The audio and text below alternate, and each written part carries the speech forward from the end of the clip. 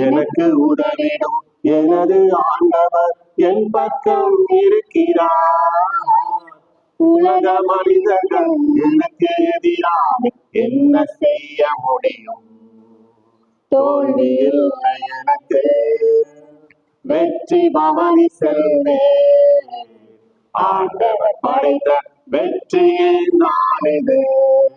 இன்று அகமகிழ்வோம், அக்களிப்போம், அல்லேலூயா பாடுவோம்.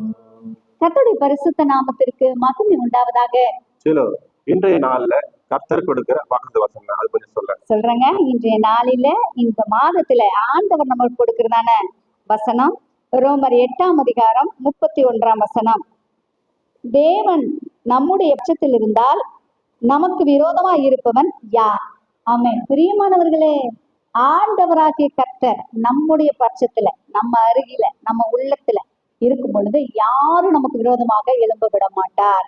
கர்த்தர் பாதுகாப்பார். எதை குறித்தாவது பயந்து கொண்டிருக்கீங்களா? பயப்படாதீங்க. கர்த்தர் உங்க நடுவில் இருக்கிறாரு, உங்க பட்சத்தில் இருக்கிறாரு. உங்களுக்கு விரோதமா யார் என்ன செஞ்சாலும் வாய்க்காது. கர்த்தர் உங்களை பாதுகாப்பார். இந்த விசுவாசத்தோடு இந்த மாதம் முழுவதும் கடந்து வாங்க, இந்த நாள் முழுவதும் கடந்து வாங்க. ஆண்டவராகிய கர்த்தர் நம்மை ஆசீர்வாதம் எடுத்து வராங்க. ஆமென். கர்த்தருக்கு ஸ்தோத்திரம். தேவனுக்கே மகிமை உண்டாவதாக. ஆமென்.